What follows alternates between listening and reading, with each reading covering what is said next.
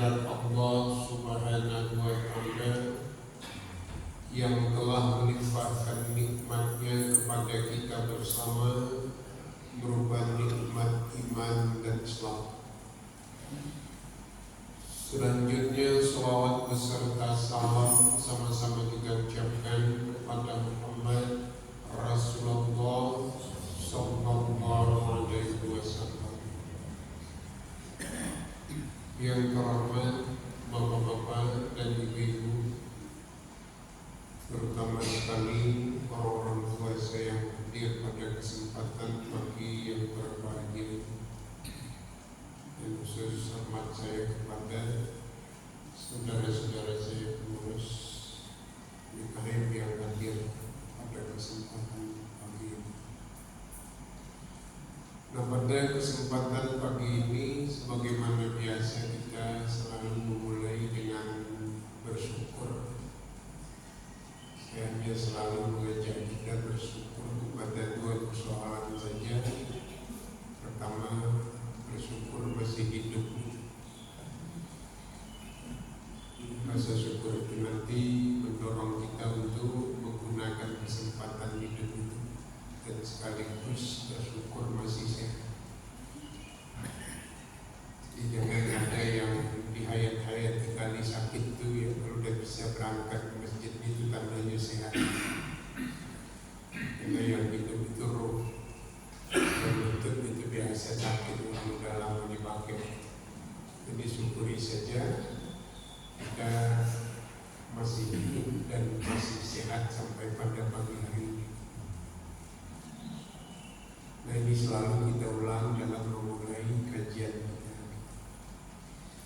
Nah, hidup dan sehat yang masih menyertai kita itulah yang kita pergunakan seoptimal mungkin untuk dapat mengisi kehidupan ini, sehingga seluruh rangkaian kehidupan yang kita laksanakan, kita harapkan sampai nanti habis kesempatan hidup ini, yakni menemui ajal kita dapat kembali menghadap Tuhan dengan selamat.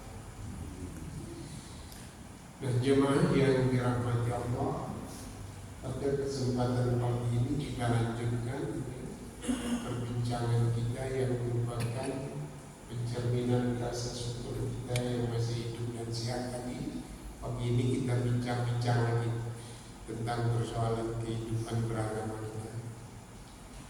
Pada bulan lalu, kalau tidak salah, kita sudah melepas 2024 dan memasuki 2025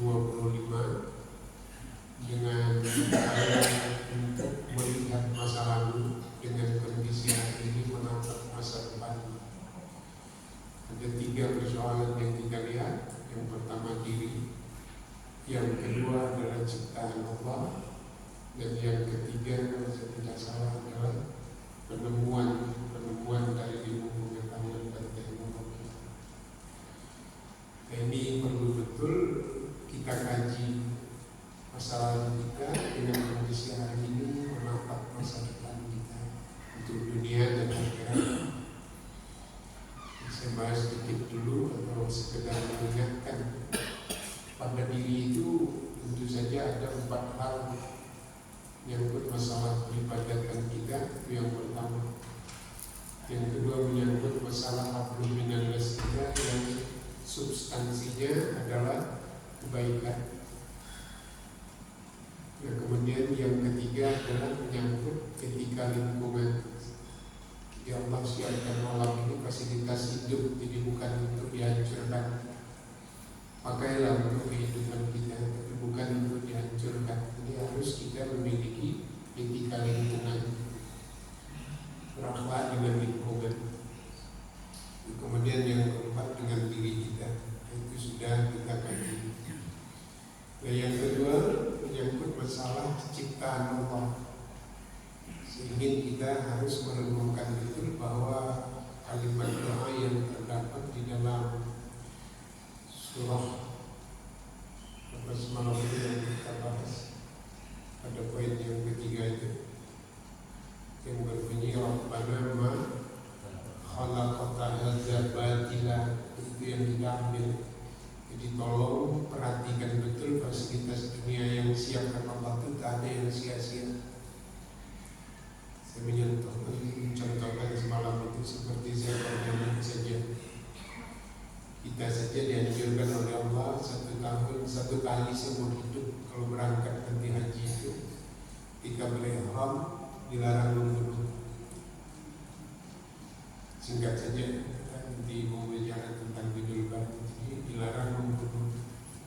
Jadi nyamuk saja, apa saja yang diciptakan Allah kita ada sia-sia. Seluruh yang ada ini kita tidak dibolehkan membunuh. Itu kita bertanya selama kita hidup ini pernah digigit nyamuk, kira-kira ada yang membiarkan nyamuknya hidup atau langsung dikipas mati?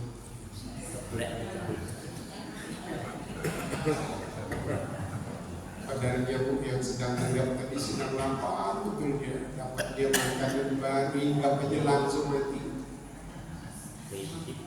Artinya kira-kira begitulah kita dengan ciptaan Allah, janganlah sembrono kali. Walaupun dari seluruh ciptaan Allah itu kita yang berada di atas.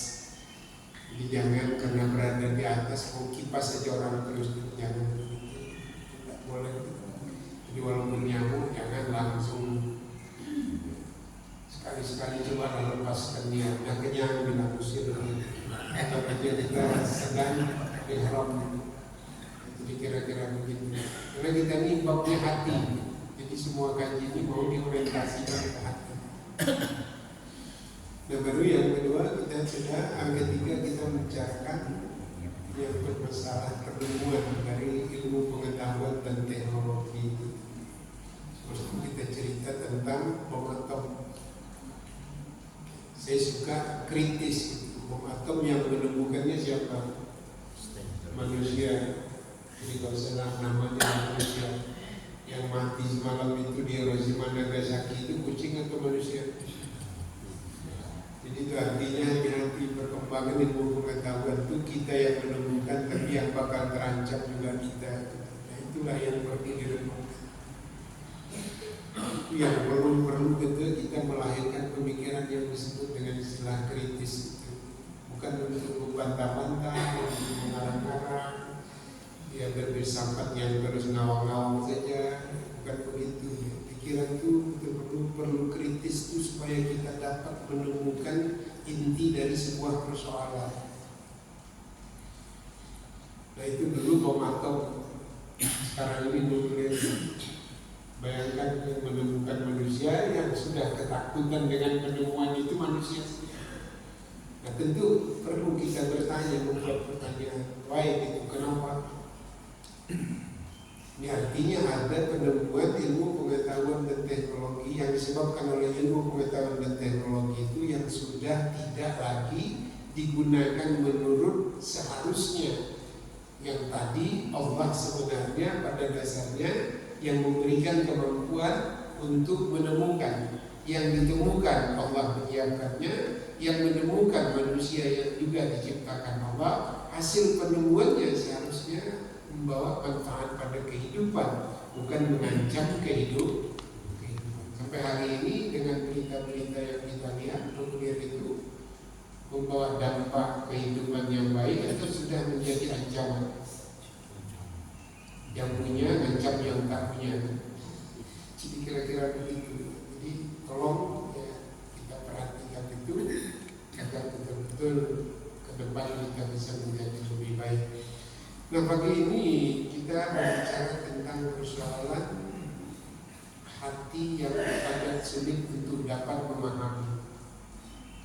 Tapi kita buat pertanyaan yang kritis juga. Kenapa hati itu sulit untuk dapat diajak memahami?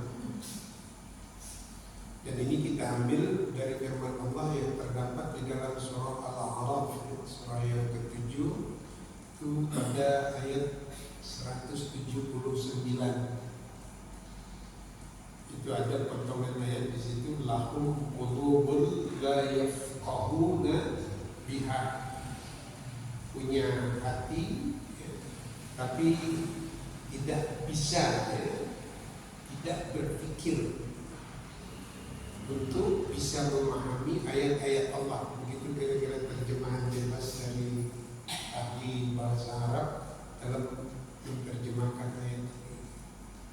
Jadi ada hati, tapi nggak bisa dipergunakan untuk memahami, terutama di ayat ini, ayat-ayat Allah. Tapi saya tidak menafsirkan ayat ini apa yang dimaksud ayat-ayat Allah, tapi kita buat pertanyaan kritisnya, ada apa kok punya hati tak bisa memahami? Kita kan ada punya 4, tapi satu aja bagi ini kan. Satu hati, satu akal, satu kemampuan berbicara, dan satu lagi kemampuan berbuat.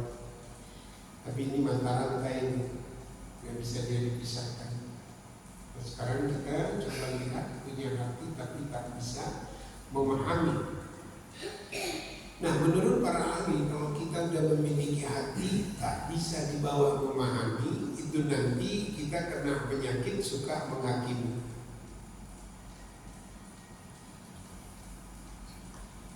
Kita punya hati, kalau nanti sulit untuk dibawa bisa memahami, itu akan muncul penyakit sama kita suka menghakimi. Kira-kira dalam hidup kita lebih cenderung memahami atau lebih cenderung menghakimi?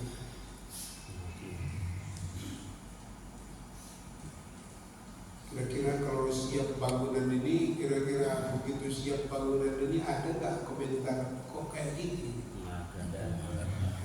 Itu kira-kira memahami atau menghakimi? Tanya Pak Hakim. Nah itu kita bukan memandang itu salah, tapi kita kan perlu bertanya kenapa. Nah, itulah memang kita asal mau kita memahami diri kita, ya nanti kita akan bisa dialogkan dengan cara tadi kritis, maka kita menemukan solusi untuk memperbaikinya. Jadi bukan juga kajian ini untuk menghakimi orang, tapi ada kecenderungan kita asal sudah hati ini sulit bisa memahami, ya, itu kita cenderung selalu menghakimi.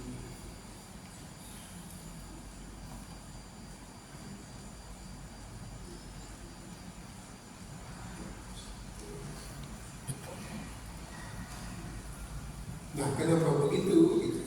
Nah, inilah nanti yang mau kita bahas. Kalau tadi saya contohkan ke masjid, saya juga pernah menjadi nazir masjid dalam periode bukan usia bangunan, bangunan itu dipasang kayu-kayu, melobang dinding antara dinding dan dinding. Ini kerja macam mana? Kebanyakan di dinding melobang-melobang. Padahal kayunya baru dicabut.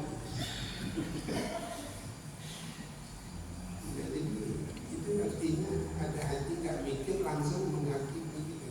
Tapi kalau dia memahami, baru dioper ke pikiran, oh ini bekas kayu dicabut, nanti karena akan ditempel baru dipelaskan. Itu ada ilmunya. Jadi yang kita bahas begini. Nah, ada satu ungkapan sebenarnya yang menarik untuk kita kaji pagi ini. Ungkapan yang mengatakan pahamilah orang lain terlebih dahulu sebelum engkau minta dipahami. Nah, ini juga kita buat pertanyaan kritis. Selama perjalanan hidup ini kita lebih suka memahami orang dulu atau minta dipahami? Ini mau diteruskan 2024 minta dipahami ini. Kita itu kan sebenarnya dalam kehidupan ini harus aktif. Aktif itu artinya kita dulu. Saya pernah membaca satu kitab seorang ulama besar. Anaknya ada anak tetangga dia jahat. Jahatnya bukan jahat. Jahatnya asal buat makanan, anak ini makan makanan yang dibuat itu bisa habis, kalau nggak habis nggak berhenti. Akhirnya semacam kelainan datang dia ke tempat seseorang ketika itu ulama besar. Nah, namanya ada nama makanan itu. Tuhan, bagaimana nih anakku ini asal buat makanan yang jenis ini, dia nggak bisa berhenti makan. Aku macam ada kelainan. Kalau nggak habis semuanya 4 kilo pun dibuat, 4 kilonya habis. Ini gawat.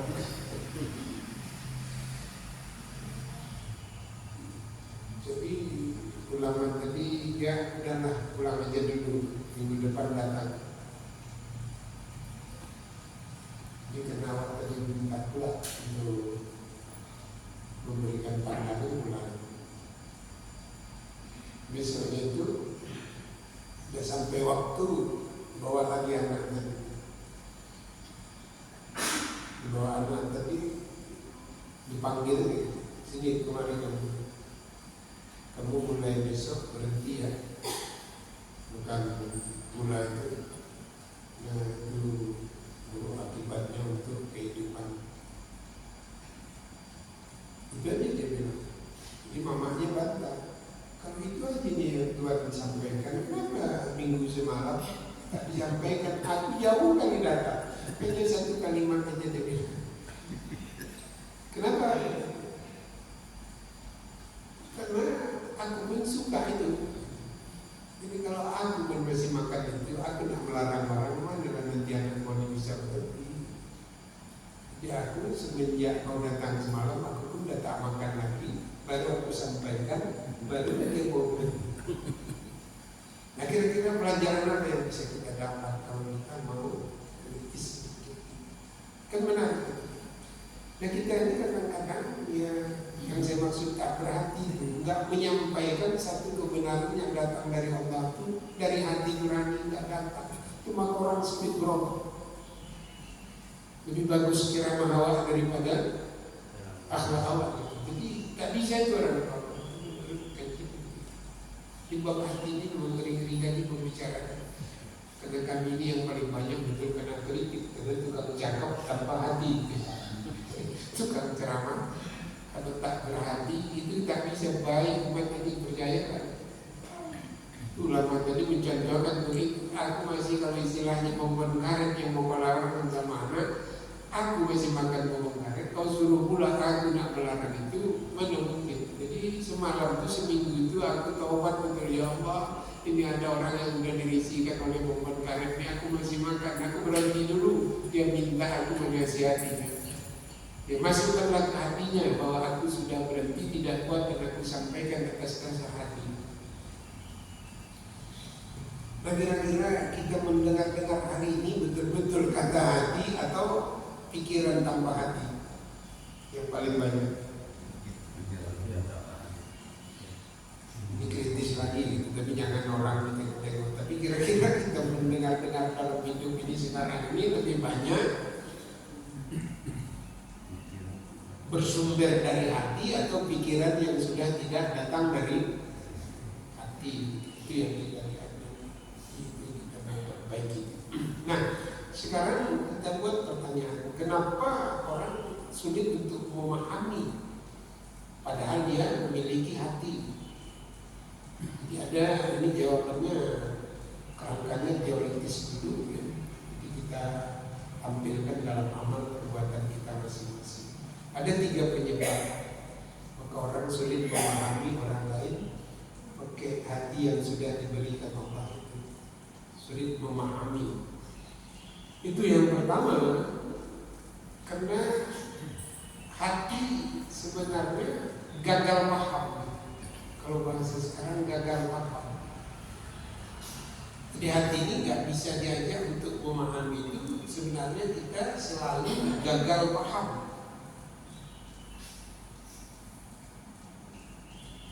Contohnya apa gitu?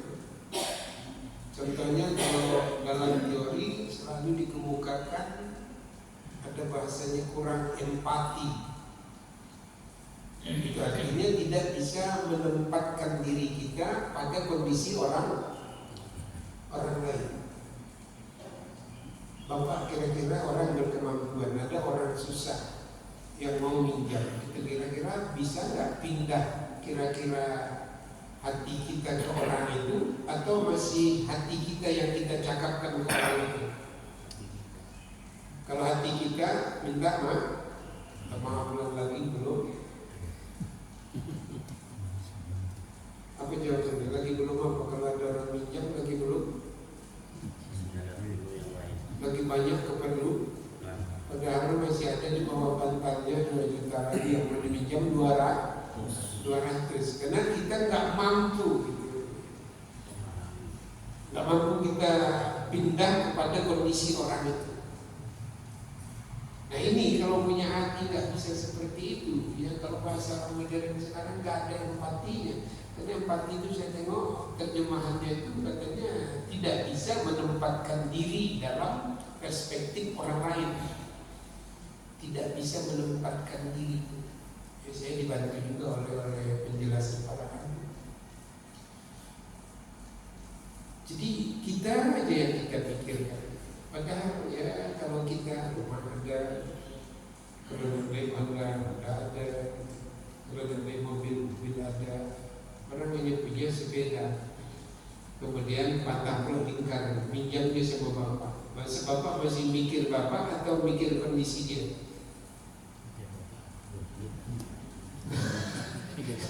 Kalau masih kita pasti tak dapat itu. Tapi kalau kita pindah mikir ke dia, ya Allah, ini patah sepeda aja.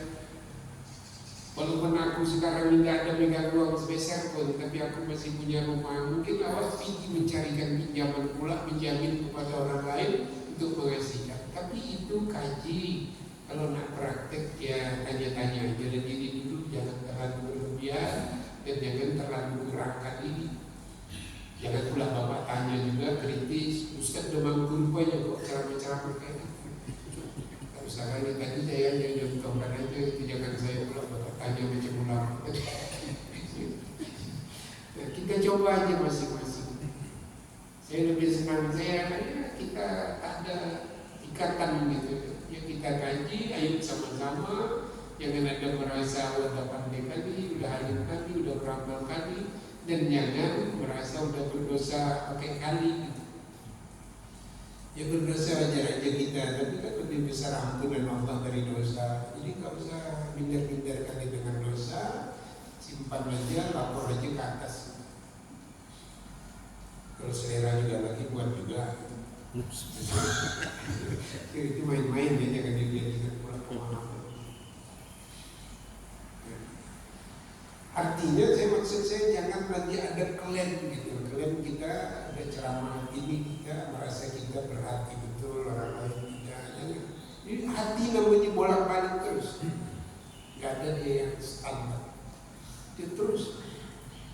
Maka kita harus berbicara. Nah itu yang pertama. Jadi jangan gagal paham.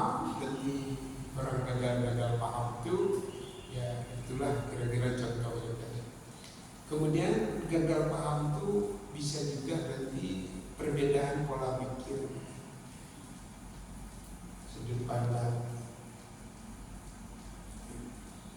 Kita nih kalau nengok rel itu dekat pasti 2, kalau perspektif ke depan jauh nanti pasti 1 titik.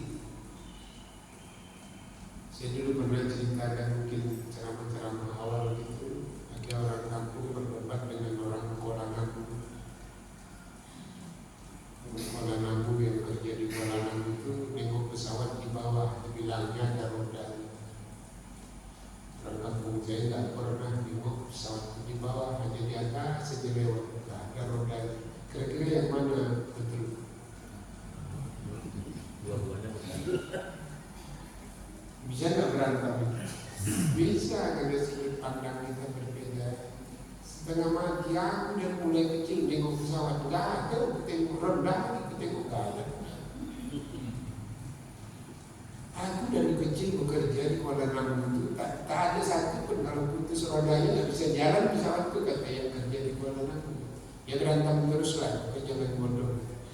Jadi arti jangan bodoh itu coba kita mau tahu tentang orang lain. Jadi pola pikir itu jangan ditutup. Beragama pun jangan sedapat satu udah perasaan awal itu agama itu langsung orang lain salah. Jangan. beragama. Karena saya ustaz harus saya arahkan ke sana, tidak bisa teori ilmiah saja. Kita juga begitu. Coba bayangkan kalau andai kata terjadi sudut pandang berbeda hanya disebabkan ya salah kita berdiri. Sebenarnya kedua-duanya benar. Di sini mengatakan pesawat di atas, di sini pesawat di bawah. Jadi jangan karena nggak salah, jadi nggak salah.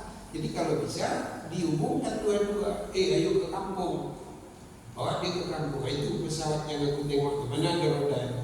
Besok yang kampung itu bawa ke Kuala Namu. Itu pesawat yang semalam terbang kita tengok di sana ada nggak rodanya? Baru dua-dua naik ini dua-duanya tarik tambang. Akhirnya satu telentang, satu terungkung. Selesai mati semua. Nah ini yang betul-betul kita tengok di agama begitu nampak aja. Udah ada yang telentang, saya tengok ada yang terungkung, tarik tambang aja. Beragama tapi tak bisa melahirkan ketentraman, kedamaian. Itu jangan sampai terjadi karena disebabkan kita gagal paham. Sudah, itu satu. Nah yang kedua, ya, emosi. Jadi orang sulit untuk memahami itu karena emosional. Bapak kalau udah emosional atau emosi itu biasanya jernih lagi pikiran atau udah agak galau? Geruk lah pikirannya. Galau. Kalau udah marah kepada orang itu kira-kira bisa mukanya masih muka macam mau berangkat undangan lagi. Berangkat undangan, tahu-tahu tabrakan, ditabrak orang dari belakang. Kira-kira bapak mendak balik ke belakang itu macam mau undangan tadi atau macam singa mau makan. Kita bilang kemana otak kau? Ada pikiran kau? Jadi nggak normal lagi. Jadi nggak kita bisa pahami dia. Padahal dia sedang hutang dikejar-kejar orang. Jadi menerawang tetap berada di belakang. Itu nggak akan pernah lagi sempat hati kita untuk mikirkan begitu. Dibilang itu nggak percaya itu bukan urusan aku. Kau tentang kau itu tutup saja. Nggak bisa lagi memahami orang. Padahal orang yang sudah menderita tahun-tahun tahu nabrak orang. Bisa udah bayar hutang, di sini lagi nambah hutang yang kena nabrak orang. Itu pun waktu dia omongkan, nah itu bukan urusan aku. Urusan kau nggak mau cerita-cerita. Sekarang aku kau tabrak ganti. Itu orang yang mau pernah dibuat itu atau enggak? Mau diulangi? Nah kalau kita ngaji itulah yang kita lawan-lawan. Ustaz pernah saya turun di kampung. Mobil yang dulu dikasih Pak Agil. Saya ingat benar sumbangan dari Brasat Sindial kereta 2 saya ganti mobil dangan-dangan. Di depan saya nyetir tahu masuk ke Komnas dan sedang ketum ditabrak dari belakang. Sedikit baru seminggu mobil. Pada mobil dangan-dangan kan sayang tidak. Tapi saya turun. Apa ini deh? Sengaja kalau langgar kira-kira mending bapak mungkin bawa berampas atau kurang hati-hati. Minta maaf bapak aku jadi perlu saya. Ya udah begitu. Saya pikir kalau nggak ada reman nabrak saya gitu. Kecil-kecil gini reman juga. Jadi dari dia itulah yang bisa saya. Tapi naik juga darah saya. Ingat kali saya.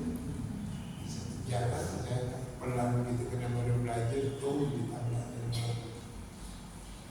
Seminggu belajar dari mobil. Nah itu kalau kita sudah emosi. Nah nanti kita belajar bagaimana menanggulangi emosi itu. Nah kemudian baru yang ketiga kita sebenarnya dengan dapat memahami orang lain itu. Bahasa kita sehari-hari yang sekarang berkembang kurang referensi. Kurang referensi itu artinya kalau kita sederhanakan kurang bacaan satu. Ibu kira-kira ngaji di sini atau bapak diundang profesor kemarin, profesor itu 100 buku dibacanya, kita 1. Pulang profesor itu kira-kira bapak lebih pintar atau profesor itu yang pintar? Kita. Ini profesor, entah apa yang ngomongin. Baca yang ngomongin. Ya macam itu orang tanya. Nah itu orang sulit betul memahami orang kalau udah ngerti referensi. Jadi kita berhati-hati. Dalam beragama ini ada juga kadang referensi ini 1, datang orang referensi 100 ngomong, yang 1 tadi masa kayak gitu. Saya udah pernah belajar kayak gitu. Belajar dari kita orang 10 orang 100. Jadi referensi itu berbahaya kan kalau kita nggak mengikuti perkembangan. Paham saja? Ibu nganggu saja paham. Biasanya kalau saya baca berbagai orang menarik sekali saya gitu ya, 8 tahun lebih di kantor mereka. Ngajarnya 2 kali sehari, jadi orang ini kalau saya nggak datang, 2 ini bisa jadi asisten. Karena 2 kali seminggu 8 tahun dan sehari hadir.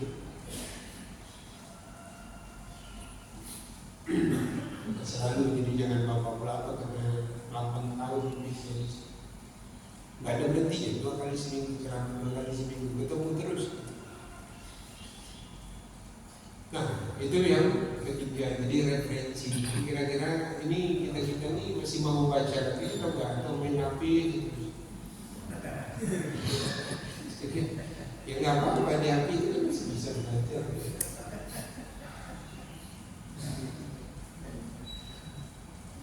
Nah itu sulit kita untuk dapat memahami orang lain. Jadi ada 3. Yang pertama tadi apa? Gagal paham. Tadi sudah saya contohkan gagal paham. Tadi ada beberapa contoh yang menarik. Itu kurang empati karena kita payah untuk memindahkan kepada pemahaman kepada kondisi orang. Jadi makanya ulama-ulama hati rata-rata yang paling penting betul orang berhati itu memiliki kesabaran. Saya nangis membaca satu kisah dalam buku, ingat kali saya seorang yang disepelekan orang saja ilmu pengetahuan agama dia di kampung baru menikah. Tapi dari penyepelekan itu datang semangat dia untuk mengembara, meninggalkan istri yang baru dinikah, baru berbulan madu. Berangkat untuk ilmu tadi 20 tahun. Istri yang baru nikah tadi ditinggalkan, tak tahu kabar. Dulu kan kalau berangkat mana tahu kabar, bukan macam sekarang bisa tengok-tengok muka orang dari Amerika. Kalau dulu saya berangkat ya, perjalanan mau berangkat aja pun 2-3 bulan. Haji aja dulu masih pakai bulan naik kapal. Saya ingat kakek saya dulu naik Abeto. Saya satu naik Kolombo di Belawan itu naik kapal air, kapal laut berangkat haji. Akhirnya setelah 20 tahun dia pulang berangkat ke kampung. Jumpa seorang ulama lagi di jalan. Kau jangan pulang dulu. Ada ilmu yang belum kau dapat. Harus tahu di sini ngabdi sama aku dulu. 1 tahun dia berhenti di situ, tidak satu pun ada yang rasa dia dapat ilmu baru. Jadi apa nih Tuhan suruh aku berhenti? Rasanya ada ilmu aku bertambah sedikit. Dibawa aku ke sawah, dibawa aku bekerja, macam aku dimanfaatkan aja setahun juga. Ya nanti kau tahu lah itu. Setahun itu kau bisa dulu itu kan hebat, sabar betul kau udah tahu tak ada yang kau dapat, kau tunggu aja. Betul ya, begitu pulang dia jumpa dia sama istri tadi berpelukan dengan seorang pemuda tangguh. Dia udah mengeluarkan pisau untuk membunuh karena dia belum membawa pisau dalam perjalanan. Orang dulu kan gitu. Tapi aku wanita dilepas oleh Tuhan itu harus sabar. Simpannya balik pisau.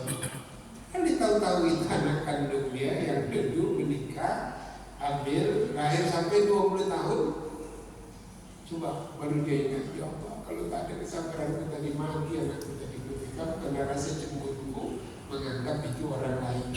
Rupanya anak dia yang dari pernikahan yang ditinggalkan 20 tahun karena belum hamil. Dan anak ini sudah dididik oleh mamanya juga soleh, akhirnya yang sana soleh 20 tahun untuk ilmu, yang di sini soleh hanya kesabaran. Nah, kira-kira ini sabar lagi gak? Yang sisa-sisa hidup itu. Insyaallah. Atau ada yang tidak mau pulang kampung cepat biar dimaafkan. Kan gitu-gitu aja kita ceramah ya yang mau kita perbaiki kan diri kita, jadi nggak usah terlalu. Ya kalau untuk contoh kita udah ada rujukan, kita punya Al-Quran, udah punya Rasul. Jadi kita bicarakan aja agama yang datang dari Allah dan Rasul itu udah contoh standar kita. Nah kita bicarakan baru kita melatih diri kita untuk sesuai. Tiba artinya ikut gitu, mutaba'ah gitu. Nah, itu kira-kira gambaran kenapa orang sulit untuk dapat memahami kendati pun memiliki hati. Karena hatinya disimpan, dia tidak pernah pindah ke orang. Dia kenyang, hatinya mikirkan kenyangnya aja, tidak pernah dibawa orang datang tadi sedang lapar. Makanya orang duduk di restoran, kalau ada orang kumpul-kumpul datang, dikasih duduk, dipesankan satu porsi lagi atau dikasih aja 2.000 suruh pergi. Nah kita belum bisa mempraktekkan hal-hal seperti itu karena medan di kehidupan kita beda-beda, dan lebih banyak yang merancang itu bukan karena kesusahan, karena memanfaatkan dan segala macam. Nah, itu teknis di lapangan, ya kita masing-masing lah yang melihatnya. Jangan asal-asal saja, ya, terlalu baik tanpa ada menggunakan pertimbangan akal juga, nanti jurusnya jadi gagal juga. Jurus sembrono. Nah baru kita masuk kepada yang kedua. Kenapa kalau udah nggak bisa memahami orang, kita suka menghakimi? Siapa waktu juga? Banyak. Masih banyak.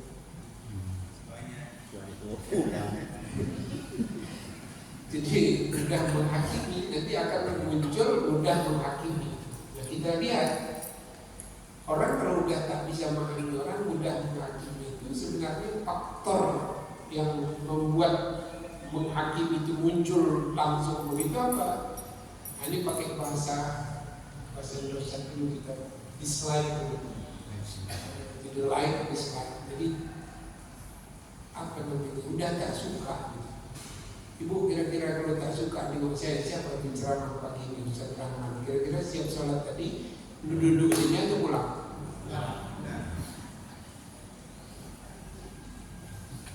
Coba bayangkan, macam mana nak paham lagi saya gitu, belakang saya juga dia udah nak muntah gitu. Tapi bagi kita kan nggak ada persoalan. Bagi kita sepanjang kita nggak ganggu orang, sepanjang yang kita yakin kita itu berada pada kebenaran, jalan terus walaupun orang nggak suka. Itu caranya.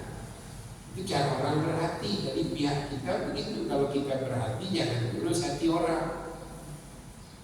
Kita yang pindahkan hati kita ke hati orang. Kalau bisa hati orang ya udah, kalau dia nggak suka pulang.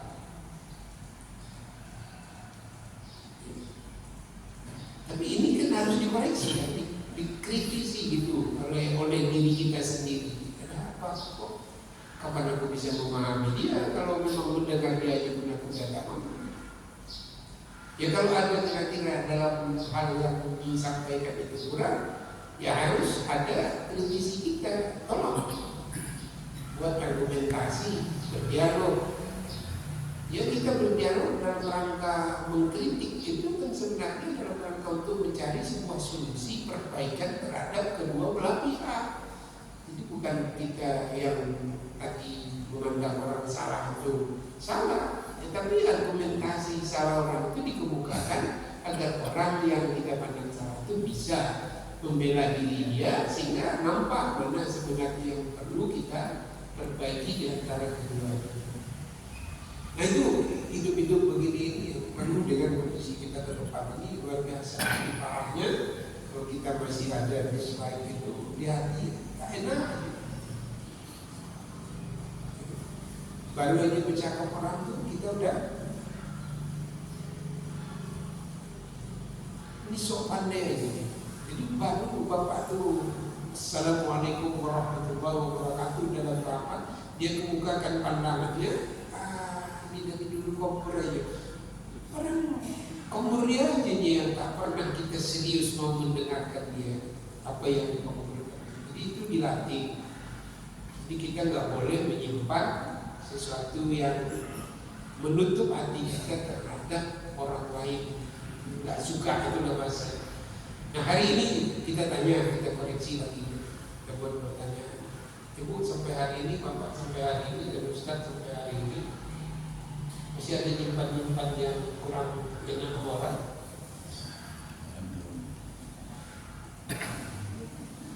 Asal kalau pergi undangan sama-sama, asal mendekat sama dia, bapak menjauh gitu masih ada. Aduh.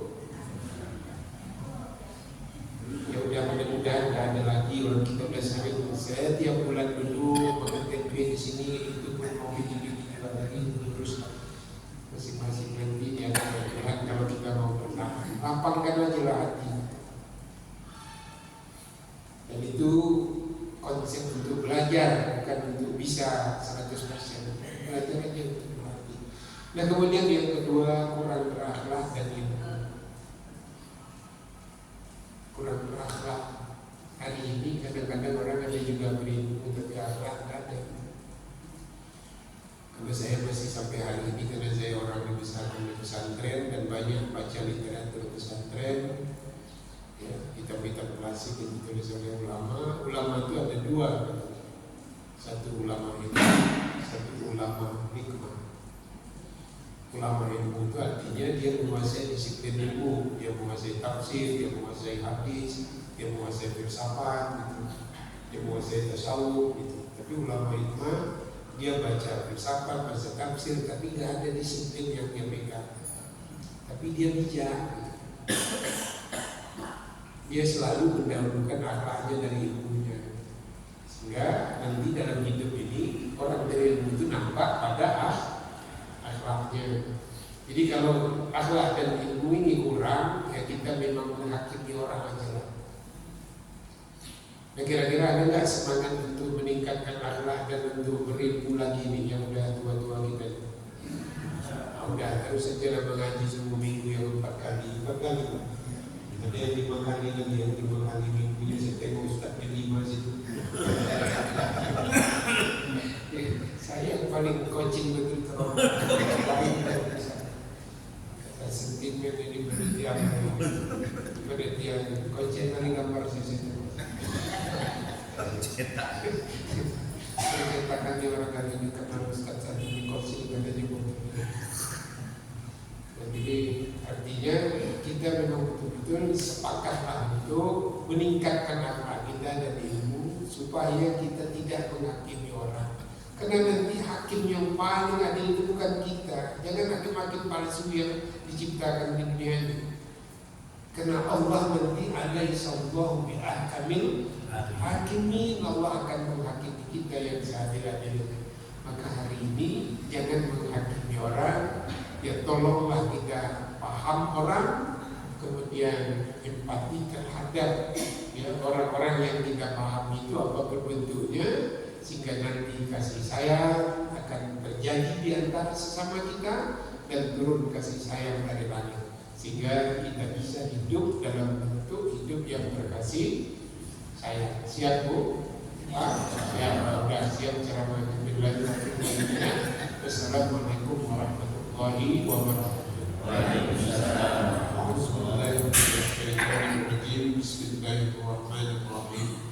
Alhamdulillahirabbil alamin wassalatu wassalamu ala asyrafil anbiya'i wal mursalin wa ala alihi wa sahbihi ajma'in. Rabbana taqabbal minna innaka antas samiul alim wa tub 'alaina innaka antat tawwabur rahim.